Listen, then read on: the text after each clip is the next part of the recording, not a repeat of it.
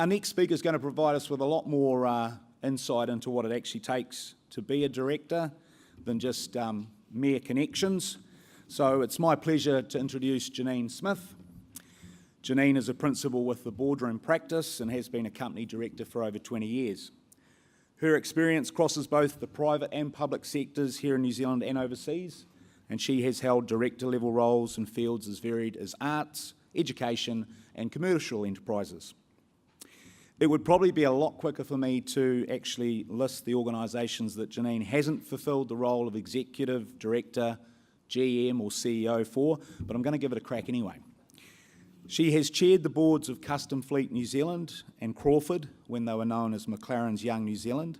She's filled the role of Deputy Chair of Cordia Group, Airways Corporation, and been a director on the boards of Steel and Tube Holdings, the Warehouse Group, Bank of New Zealand, Kensington Swan Legal, and the Auckland Philharmonic Orchestra. Janine has also taken her place on several advisory boards, including the New Zealand Business Education Roundtable, University of Auckland Short Courses and their Governance Centre, plus the Massey Business School.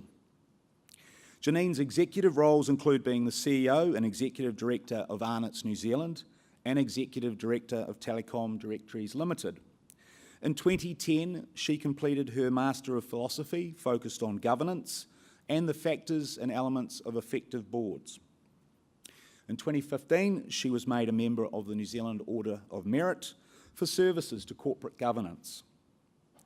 Currently, Janine is the chair of Assure Quality Limited, the independent member of Fonterra's Governance Development Committee, president of the London Business School's Auckland chapter, and the director of several private companies. Please join me warmly in inviting Janine to the stage.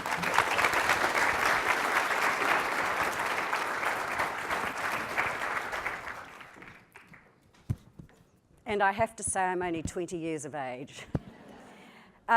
Look, before I start taking you through really insights inside the boardroom and what's challenging our minds at the moment, I just wanted to talk about two things. One is Rob talked to you about wealth, and I'm going to be talking about a board's role in terms of creating and preserving shareholder wealth.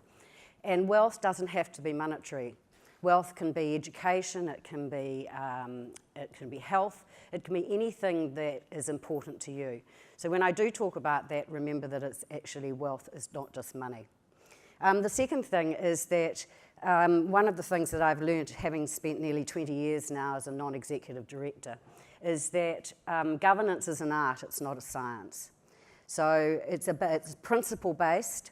Where the rubber hits the road, as I would call it, is from the legal perspective, but fundamentally it's a set of principles that you then adapt depending on what board you're on, what sector you're in, the stage of the life cycle.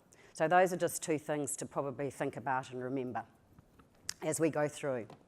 So let's just start with why boards came into being, and this is really in modern times as opposed to years and years and years ago. And it was the 1929 stock market crash in the US, and obviously devastating economically for many people. And so they did some research into trying to identify what was the main cause of this occurring. And what they found was, in fact, what had happened is the shareholders had gone away to either make more money or they didn't have the right expertise to be able to manage the company, and they'd left management in charge. And what management had done is management had decided to look after themselves as opposed to the shareholder. So what they ended up doing is that they put in this layer, which was the board. And what the board was there to do was to monitor management on behalf of the shareholder. So for those of you who know economics, it's called the agency-principal relationship. So the board is the agent of the shareholder, which is the principal. So if you think about it in a context, let's say in New Zealand, where, by the way, we're quite unusual with the number of what I'd call government shareholder boards, we've got about 600 of them or more, is that the shareholder, in terms of, let's say, the state-owned enterprises, where I've been a director for nearly 20 years, is actually the government. So when I think of the shareholder, I have one person, which is the government. And what happens with that shareholder is they end up appointing boards through Treasury for 3-year terms. They also appoint the chair, which is quite unusual. That doesn't happen anywhere else. And generally you'll find that they will appoint a deputy chair as well because they're quite risk averse. And so from a risk mitigation perspective, that's what they're doing. So and the terms generally run 3 + 3. Sometimes, unusually, you might get a 3rd term. So that's what we do, that's what happens in government boards. With publicly listed companies, it's a little bit different, is the shareholder base is generally much more dispersed. And so you'll find that directors are appointed there probably from within the board, identifying a director they might want, and then at the annual general meeting they'll be voted, ask the shareholders to vote. So that's sort of where the boards come through, and particularly, as I said, in New Zealand, we're very unusual with the state-owned enterprises, which I think was about 1989. And we run as commercial boards. The only difference is that we have what's called the SOE Act. So that's where the delegation from the shareholder reduces slightly to the board, and so the shareholder can hold things back if they wish. But that's the only area that we have that difference relative to public listed companies. And we also have from the Minister is that every year we get what is called a letter of expectations, and that sets out what they're expecting from us. And that's again where the shareholder manages that relationship a little bit more. Another example about the shareholder holding back is it happened in Australia about 3 or 4 years ago, and it's called the 2 strikes policy. And fundamentally it was about well, everybody was generally unhappy with the CEO and executive remuneration and incentives. And so what they did was they basically said is that if we don't agree, or we vote, a certain number of us vote, that we're not in agreement with what the board has done, and that happens twice, then the board all needs to go up for re-election. So that's an example of, once again, that delegation being held back a little bit. And so it's up to you, it's up, and in the Constitution you'll see again, or a shareholders agreement, that's what holds back what the shareholder will delegate to the board, and therefore what the board can delegate to management. So that's happened. What's been happening too in terms of that change of that monitoring role is that, you know, we're set up in the first place to monitor management, but now there's an expectation that boards need to do a lot more than that. And they need to be adding value. And there's a couple of areas where I've seen this happen quite a lot. First is in strategy. You know, probably nearly 20 years ago, what would happen is that management would go away because they supposedly knew everything about the organisation, and they would end up coming back and having a strategy day with the board, and by the time they came to the board table, we would all be faced with tomes of this is the strategy. And if you think about it from a personal point of view, you're sitting there on the side of the table, management's doing that, and are you really going to challenge the strategy a lot as a director? And the answer is generally no. It's just human nature. But what's happened in more recent times is that it's understood that the board should be involved in strategy. And so what I'm seeing is what I'd call 2 bites at it. So in the first instance, what you'll see is that board and management will go away and have what I'd call a blue skies day, whereby we'll talk about what do we see happening in the future, you know, how's that going to impact the organisation, is it short or medium term, you know, how does that impact, you know, even the near term in terms of year 1 or 2. And then we'll both agree on some direction, and then we will send it back out and management will do some more work on it. So that's the change on the strategy side. The other side that's changing heaps, and that's actually in setting the strategic risk. So remember I talked about we are there on behalf of the shareholder as their agent. And so we have to understand what is the risk profile of our shareholder. So think about it in KiwiSaver. If you go into KiwiSaver, you will have been asked, you know, are you a small, high, medium risk type of person? What type of fund are you going to go into? And depending on what that is will depend on what is chosen for that fund and the types of shares that are chosen for that fund. So if you think about it from a board perspective, is that if you were had decided to invest in Xero, then you would be expecting a higher risk and a higher return for your investment, as opposed to the banks, or let's say the banks, the Australasian banks in the olden days. If you invested in the banks, you wouldn't be expecting them to take a whole lot of risk. And it's up to the directors to make sure that when they set that strategy with management, is that they're taking account of that risk.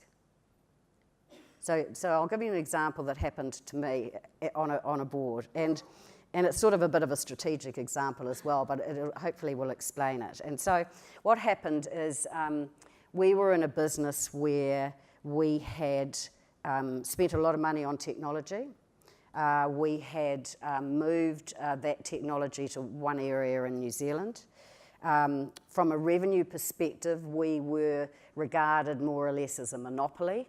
So it meant that we couldn't leverage price very easily. So we had price was set to a degree. And we couldn't, our customers, any change in pricing to make our customers spend more with us did not exist. So the board and the people was our biggest cost of our business. So if you think of that scenario, we had limited opportunity to increase our revenue, right? Our costs were going to go up because of general wage increases on an annual basis. So we had couldn't lever that, and we were maxed out probably in the New Zealand market as well because of what we did. And so if you looked at the create and preserve shareholder value, the board was very aware that actually we weren't going to do that, because in fact what was going to happen is our margins were going to be shrinking. So from a strategic perspective, we looked out and said, well, what else is there out there? And fortunately, we were regarded internationally as very good at what we did. And so we ended up devising two strategies to go international. And one was what I'd call a low to medium risk strategy, and the other was a medium to high risk strategy and a longer term one. So the board said to management, let's go ahead and do that. We had a change in shareholder. Right? So the new shareholder that came in, and in this case it was the government, was more risk averse. And so what we had to do as directors is we had to reflect on our new shareholder, and we had to reflect on the risk profile of that new shareholder, albeit it was a change in government. And so we made the decision and went back and said to management, very happy for you to continue with one of those low to medium risk international, but not the other. So do you see how the board had to move in, because we're an agent of the shareholder, to actually make that happen? And that's something that I'm seeing boards doing a lot more of. And I think one of the reasons is that they're needing to do more of is really to do with the expectations of directors. And every time there is a spectacular crash, and you think of Enron or whatever, generally what happens is that government or the regulator comes in and puts in either more regulation. In the case of the UK, it tends to be code. In the case of the US, it tends to be law. And so, you know, with the GFC, which was our latest one, is basically the shareholders said, well, where was the board? You know, what was the board's role in this? Why did the board allow this to happen? You know, where were they setting that risk profile? So there's definitely a focus from the shareholder in terms of their expectation of boards. And they're getting stronger. And what I mean by that is, research shows is that institutional shareholders have a greater percentage of a company's shares now than they ever have before. So they have a high expectation, because institutional shareholders have to have a profit for their people as well. So goes down the line, so to speak. But also, if you think in New Zealand, as the Shareholders Association over the last 10 years has developed and grown and given a voice to a lot of small shareholders in the New Zealand market. And so they're saying, well, hang about, you're the agent for us, and we actually want to give you some guidance as to what we're expecting of you. So that's one of the reasons. The other reason is that, or another couple of reasons, is there's no question that technology and being now in a global marketplace has meant that it is highly competitive, and we really need all the efforts and energy that we can with board and management to actually create and preserve that shareholder value and use those people and utilise those resources. And this change in approach can be challenging for management because there are a couple of things. Firstly is that you'll find that, and another expectation is directors actually need to know a lot more about the company than they did before. When directors know a lot more about things, they ask more questions. And so one can see at times is our directors, moving into the gearbox, so to speak, as opposed to having this 50,000 feet view of it. So that can be tempting and can happen at times. But I think more importantly is that what I've seen is that there's a difference between management seeing and feeling that as opposed to management embracing it. And I sat around a board table where, for a number of years actually, 7 years, and I watched the difference between two CEOs. One CEO felt that he should know everything, and he kept the board at bay, and he didn't use the directors in any shape or form. The following CEO recognised that he didn't know everything, and in fact there was this huge resource called the board sitting there who could help him and the organisation to actually be more competitive and make a difference and create more value in the marketplace. So you might see that in your own team in terms of the CEO who may or may not decide that the board can add value or not. But certainly there is a great expectation that that will happen. And what you will see is you'll see that boards will make it happen because we have had events, once again, driven by the most recent one, which was the banking challenges in Australia in the last, 3 or 4 months. And the report that came through from there, the CBA APRA report that basically came out of that was there was a desire for a show me, not tell me from the director's perspective. So you're going to see a lot more of that, is that directors will be getting more involved for all those reasons I talked about and have been involved. But in fact, in the last year, I'm seeing even greater shift for directors' involvement around the table. And that's once again been driven by society and events, but it's once again been driven by shareholders. And you will see, some of you may have heard of BlackRock, but the shareholders here and are becoming quite specific about their expectations of the board. And they're becoming quite specific in a number of ways. They are becoming specific in terms of their expectations of how many directorships or chairs a board member may hold. And in Australia, they've got a rating point for it. They're becoming quite specific in terms of diversity around the board table. And that's not just gender diversity, but cultural diversity around the table. They're becoming quite specific about mapping out board matrices. So what have we got? What are those skills and how long are those people going to be there? And what's the succession plan for it? So it's becoming a little bit more, once again, if you think about it, the shareholder is directing their agent a little bit more in terms of their expectations. The other thing that's happening around the board table in terms of what might be there is actually about what I'd call technology. And the key issue for all of us today is that we're moving in a very high technology world. And there's a lot of debate going on at the moment around the board table is should we be having people sitting there that know nothing other than technology or are younger or add the technology bent. And I think that there's a debate to play out that says generally boards are about bringing wisdom to the board table, right? And if you think about it, wisdom is actually age. So you go, well, how does that play out around a board table if you've got someone who knows nothing other than technology? And I mean nothing other than technology. I mean they have grown up, and probably none of you in this room fit my profile, and I apologise if some of you do, but I mean they know nothing other than technology, so they've grown up from when they were 0 or 1 or whatever. And if you change your lens and you say, actually, what do they bring to the board table and what wisdom do they bring? They bring that wisdom that they've known nothing else.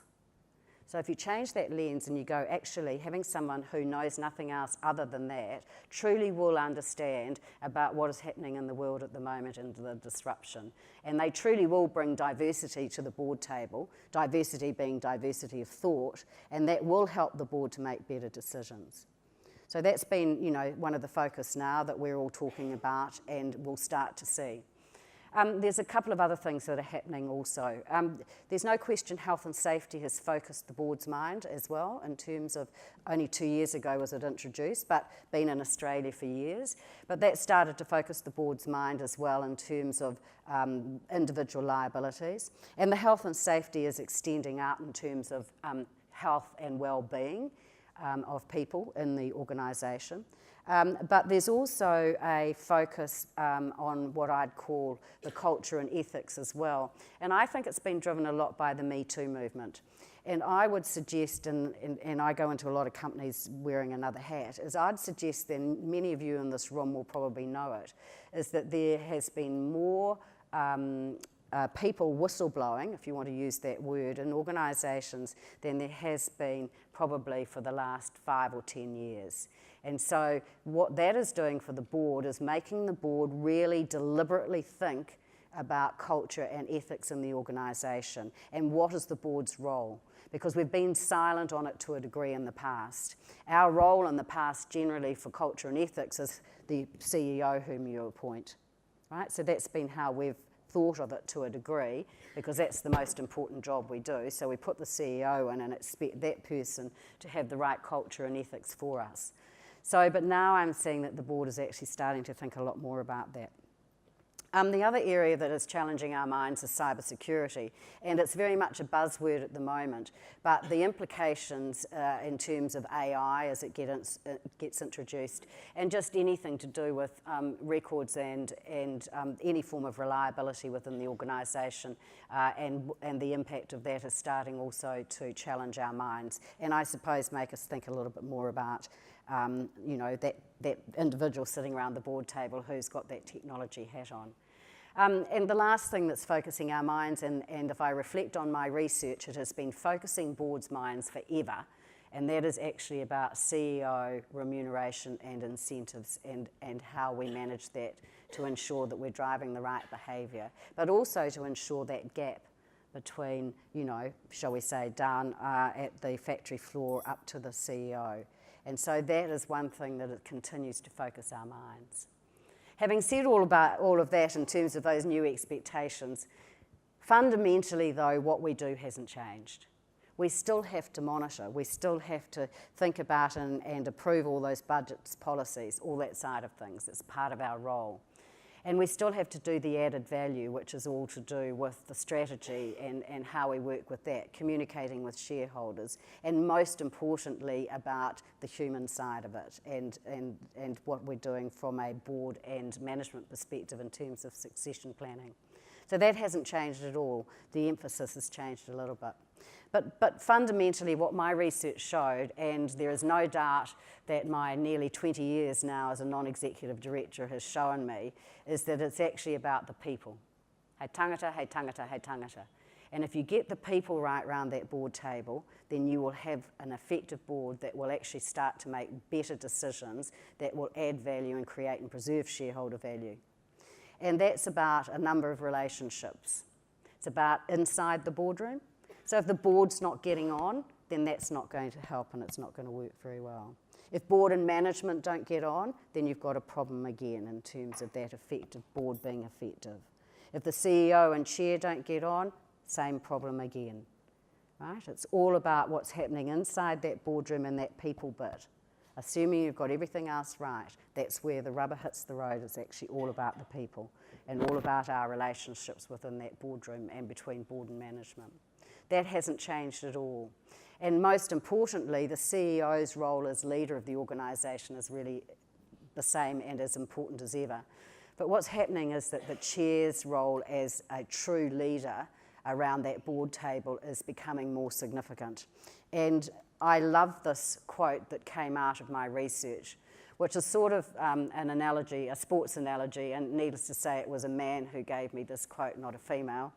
And what it's really about is it's actually about the leader making people good, as opposed to just great individuals. And the one thing that I think focuses my mind, and I hope will focus many of our shareholders' minds, is as we have more diversity in the boardroom, then that leadership is absolutely more important. Because when you've got diverse thinking in the boardroom, and that's what we will be bringing into it, is there's a couple of things, is that you need to have that trust and respect amongst each other, because there is such a difference of peoples and thoughts. Inside the boardroom, you've got to have that collegiality and that safe environment so that everybody around that board table can actually feel comfortable to express their points of view. And then on top of it all, if you think about board meetings, the chair then has to make sure that they allow everybody to have their point of view, but still within a limited time, and then they are able to summarise it effectively and communicate it effectively back. And so that chair role in terms of making that board effective and work becomes even more significant as we get into diversity in the boardroom, which is inevitable, it will happen, and it's good that it will happen. So that's the other thing that we have to consider now is that chair role, and look to that. So in summary, governance hasn't changed. It is still all about creating and preserving shareholder wealth. Directors definitely have to become and understand more about what the company is all about. 20 years ago, you could have known a little bit about the company. You could have potentially even probably come to the boardroom and not read your board papers really well, although that's truly not acceptable, but it might have happened. Nowadays, it's completely unacceptable. So you're seeing that happening there. There is no question that the whole people thing is still absolutely key for boards and management to be effective to deliver what they're doing. CEO role, absolutely fundamentally key. Chair role becoming even more important in terms of leadership and how, as diversity becomes more the norm around the board table. Culture and ethics are going to be deliberate conversations that the board will be having, and I will be surprised if you don't start to see that for those of you who are either directors or attend board meetings over the next year or 2 or 3 years as that happens. And finally, there is going to be more of a show me, not just tell me. And that's not because the board wants to necessarily get into the detail, but it's because the board is doing that because it's expected of them on behalf of the shareholder because they're their agent. So we've had a half-hour whirl around boards and what's challenging our minds at the moment. So thank you very much.